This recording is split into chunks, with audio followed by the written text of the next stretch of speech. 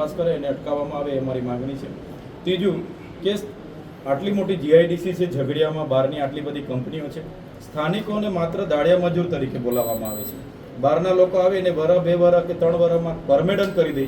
સ્થાનિક લોકો 12-15 વર્ષ સુધી નોકરી કરે, પરમેડન કરવામાં નથી આવતા. માત્ર ને માત્ર દાળિયા મજૂર તરીકે 12 કલાક કામ કરાવીને શોષણ કરવામાં આવે છે, જેનો અમે વિરોધ કરીએ છીએ કે સ્થાનિકોને લેવામાં આવે, એમને કાયમી રોજમદાર તરીકે લેવામાં આવે, કાયમી નોકરી તમામ લાભો આપવામાં આવે એ મારી માગણી છે. ત્રીજું મેડમ, જે નેશનલ હાઈવે 56 નંબર જે બોડેલીથી વાપી જાય છે, એમાં નેત્રંગ તાલુકાની જેટલી પણ જમીનો જાય છે તમામ ખેડૂતો સાથે અમે બેઠક કરી છે. ખેડૂતો બિલકુલ એમાં સહમત નથી. તમે જે જંત્રી ભાવ પ્રમાણે સંપાદનની પ્રક્રિયા ચાલુ કરી છે એમાં ખેડૂતોની બિલકુલ સહમતિ નથી. એટલે આ અનુસૂચિ 5 વિસ્તાર લાગુ છે. તમે સુપ્રીમ કોર્ટનું જજમેન્ટ, સમતા જજમેન્ટ જોઈ લેજો.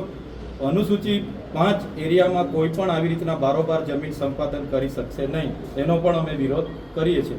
આ અમારા 3 મુદ્દાઓને લઈને તમે દિન 7માં કાર્યવાહી કરો, સંતોષ થશે અમને તો અમે એમાં તમને સહકાર આપીશું. અગર કાર્યવાહી નહીં થાય તો દિન 7 પછી અમે ઝઘડિયાથી પદયાત્રા કરીશું. નેશનલ હાઈવે 48 પરથી થઈને અમે કલેક્ટર કચેરીનો ઘેરાવો કરીશું. અને રસ્તાઓ માટે અમે 2 વાર આવેદન આપ્યા. એકવાર રસ્તા રોકો આંદોલન કર્યું, આજે પણ રસ્તાઓ રિપેર નથી કર્યા. અને આજે તમે સ્ટેચ્યુ ઓફ યુનિટી માટે આપણે ગોવાલીથી આવીએ, અહીંયા એટલું બધું ટ્રાફિક હોય, એટલા બધા ખાડા છે. અંકલેશ્વરથી જે તમે વાલિયા નેત્રંગનો રોડ તમે જોઈ લો એવી રીતના, એટલે એ રોડો પણ તાત્કાલિક સમારકામ થાય એવી અમારી માગણી છે. નહીં થશે તો દિન 7 પછી અમારું આંદોલન ઉગ્ર સ્વરૂપમાં અમે કરીશું. આજે અમે આવેદન કે નિવેદન એટલા માટે નથી આપતા, 2-3 વાર આવેદનપત્ર આપ્યા છે, એક પણ અમને જવાબ મળ્યો નથી. એક ધારાસભ્ય તરીકે અમે હાથે રહીને આવેદન આપતા હોય અને વહીવટી તંત્ર પ્રશાસન જવાબ ના આપે તો અમારે શું સમજવાનું?